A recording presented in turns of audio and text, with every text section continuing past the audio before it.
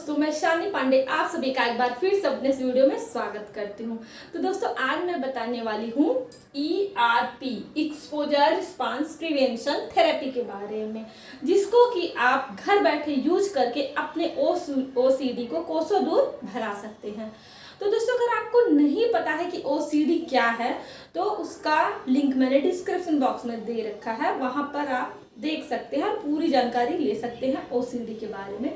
फिलहाल अभी मैं आपको थोड़ा सा बता देती हूँ कि O से ऑब्सेशन होता है, C से कंपल्सन, D से disorder means obsessive compulsive disorder. तो ऑब्सेशन में क्या होता है कि व्यक्ति के माइंड में एक अनचाहा विचार जो कि वो नहीं चाहता है, लेकिन फिर भी वो विचार उसके माइंड में बार बार आता है और व्यक्ति को परेशान करता है। व्यक्ति नहीं चाहता है कि वह विचार उसके माइंड में आए, लेकिन फिर भी वह विचार उसके माइंड में आ करके बार बार उसको डिस्टर्ब करता है। और जब यह थॉट बार बार आता है, कोई भी विचार बार बार आता है, तो उससे एक एंजाइटी होती है। उस एंजाइटी से रिलीफ पाने के लिए या उसको दूर करने के लिए व्यक्ति एक एक्ट करता है, जिसको कि हम फिर कंपल्सन बोलते हैं। अब जब व्यक्ति के माइंड में सपोज करिए गंदगी का विचार आया, ये ऑब्सेशन आ गया कि कहीं मेरे हाथ गंदे तो नहीं है, तो वह उसको एक एंजाइटी महसूस होगा, बेचैनी होगी, घबराहट होगा, तो व्यक्ति क्या करता है, हाथ धुलता है। अब ये हाथ धुलना क्या हो गया, ये कंपल्सन हो गया। ये सोचना कि मेरे हाथ गंदे हैं, ये एक ऑब्सेसिव थॉट हो गया। दोस्तों, जैसे अभी कोई खाना खाता है, हाथ में सब्जी लग गया, दाल है या फिर कुछ भी लग गया, आप धुलते हो तो ये तो नॉर्मल है। लेकिन अगर आपने 5 मिनट पहले 10 मिनट पहले हाथ धुला है, आपका हाथ एकदम साफ है, लेकिन फिर भी आपके माइंड में आ रहा है कि मेरे हाथ में जर्म्स है, मेरे हाथ गंदे हैं, तो ये क्या हो जाएगा, आपका ऑब्सेशन में ही आएगा।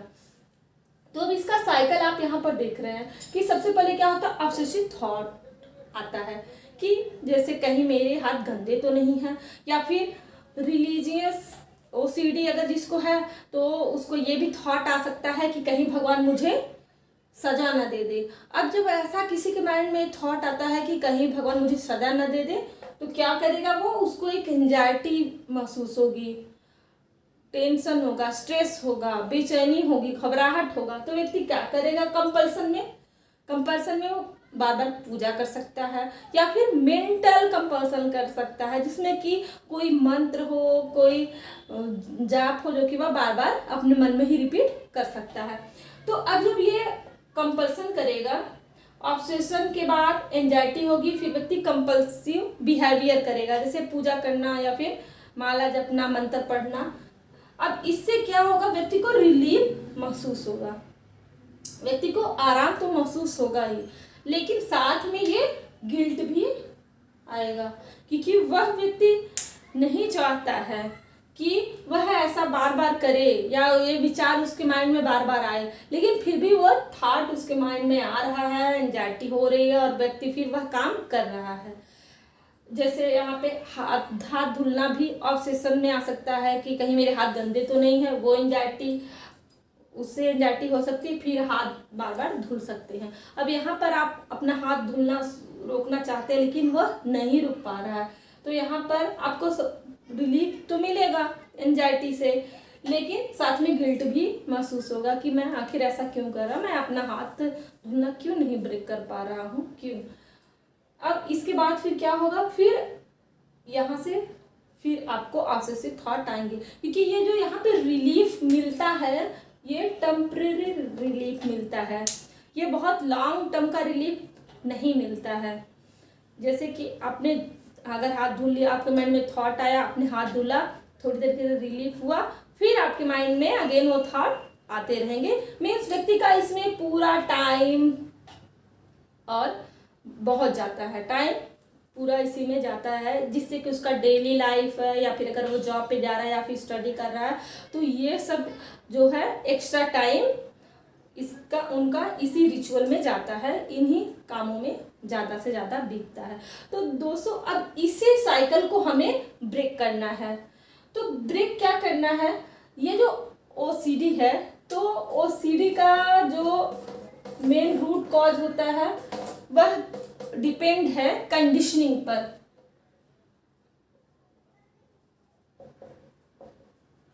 कंडीशनिंग, ओसीडी कंडीशनिंग बेस होता है। मीन्स एक सीखा हुआ व्यवहार हो जाता है जिसमें कि एक वस्तु दूसरी वस्तु से जुड़ जाती है। इसको एक एक्सपेरिमेंट के थ्रू समझते हैं।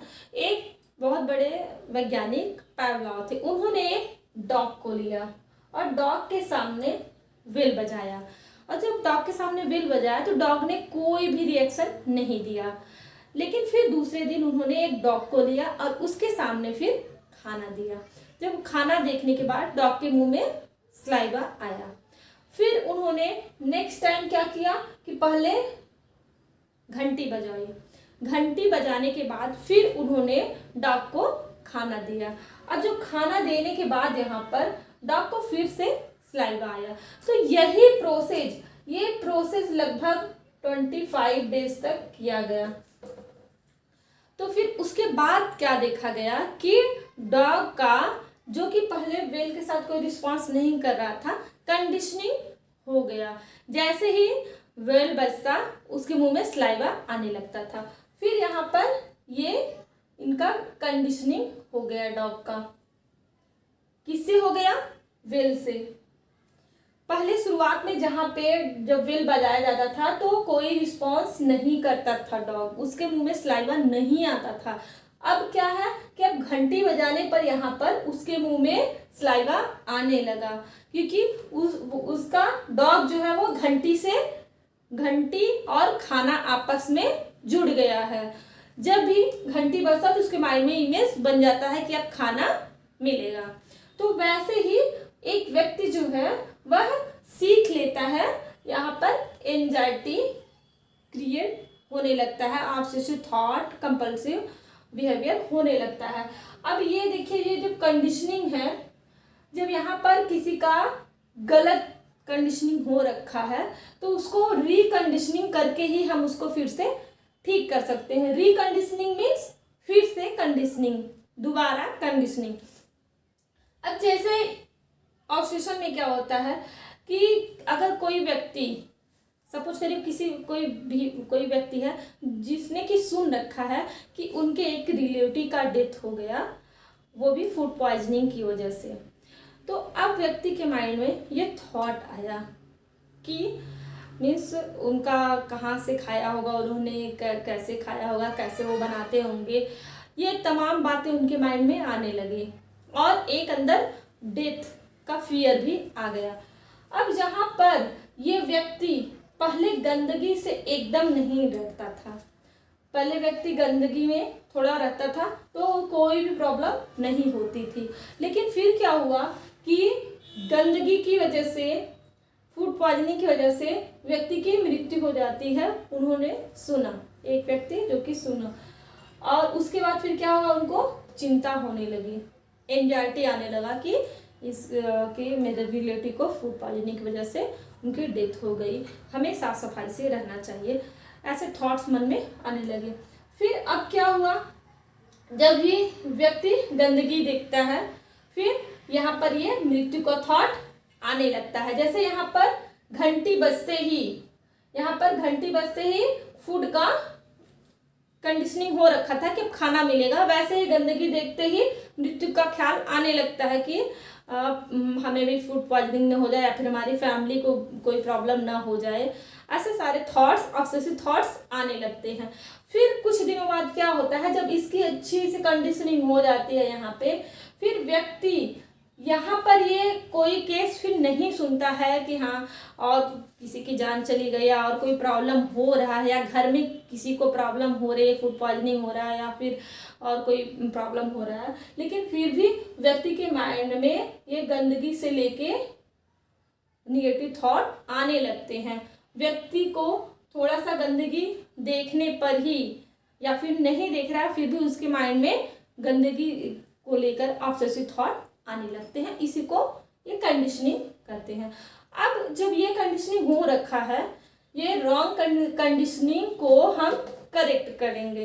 अब यहाँ पे रिकंडीशनिंग करके ही हम इसको ठीक करेंगे। रिकंडीशन, अब जैसे यहाँ पर जब आपके माइंड में ऑब्सेसिव थॉट आते हैं, चाहे वो गंदगी को लेकर हो, चाहे भगवान को लेकर के हो, या फिर कोई फाइल चेक करने से हो, तो आपको एक एंजाइटी होती है। उसमें आपको रेस्टलेसनेस होता है, पाल्पिटेशन होता है, बेचैनी, घबराहट होती है। अब जब ऐसा होता है तो वहाँ पर आप अपनी एंजाइटी को कम करने के लिए अफर्मेशन बोल सकते हैं।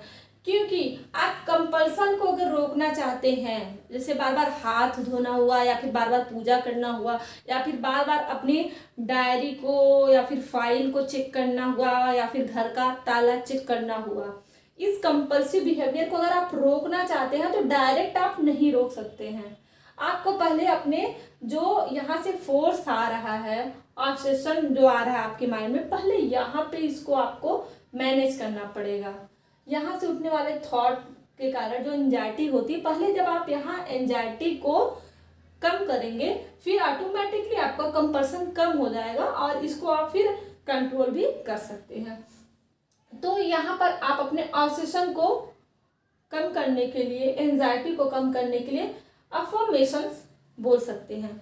जैसे अगर आपको भगवान से रिलेटेड थॉट आ रहा है कि भगवान मुझे सजा दे देंगे या पाप दे देंगे, तो वहाँ आप ये बोल सकते हैं कि भगवान के अंदर सारी पॉजिटिव ऊर्जा होती है, भगवान के अंदर ये सारी निगेटिव एनर्जी नहीं होती है, या बदले की भावना, सजा देने की भावना भगवान के अंदर नहीं होती है। और अगर गंदगी से रिलेटेड ऑब्सेशन आ रहा है, उससे एंजाइटी हो रही है, तो आप यहाँ पर अफर्मेशन दे सकते हैं कि मैं अभी अपना हाथ धुल के आया हूँ, या फिर गंदगी से सबकी मृत्यु नहीं हो जाती है।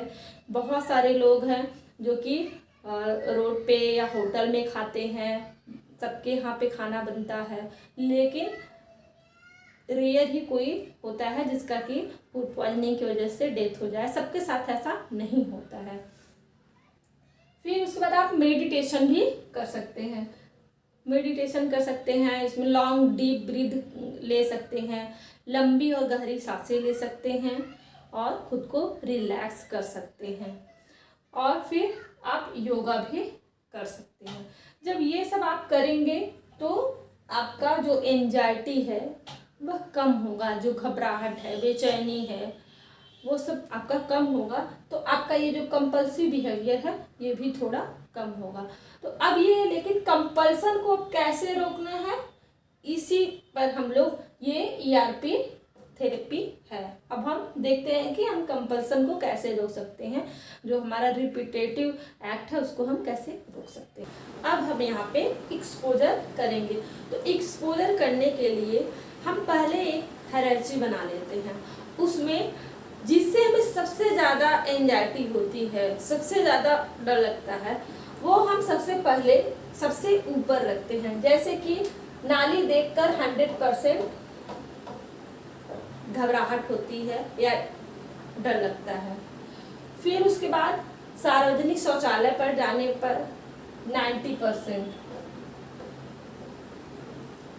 लगता है कि वहाँ पर मैं जाऊँगा तो बीमार पड़ जाऊँगा, बैक्टीरिया होगा, और घबराहट होती है, बेचैनी होती है। अब थूक देखने पर 80%, रोड को देखने पर 70% घबराहट, बेचैनी होती है, या गंदगी के विचार मन में आते हैं। फिर कपड़ों से 60%, फर्श को साफ किया है लेकिन फिर भी मन में आया कि नहीं अभी फर्श मेरा गंदा है, इसमें जर्म्स है, तो वहाँ पर 50%। ऐसे करके सामान भी है, घर के सामान,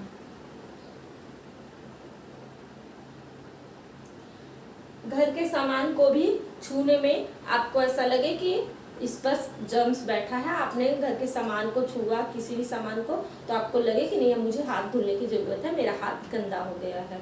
या फिर आपने घर को ठीक किया है लेकिन फिर भी आप आपको थोड़ी देर बाद ये लगे, एक सामान थोड़ा सा इधर से उधर होने के बाद आपको लगे कि नहीं अभी ये मेरा रूम तो गंदा हो गया है, आप उसको ठीक करने लगे। फिर लास्ट में यहाँ बीच में भी आप और भी कुछ फील कर सकते हैं जिससे कि आपको एंजाइटी होती है। तो अब यहाँ लास्ट में सबसे कम 10% एंजाइटी हाथों से होती है कि लगता है कि मेरे हाथ गंदे हैं, मेरे हाथ में जर्म्स लगा है।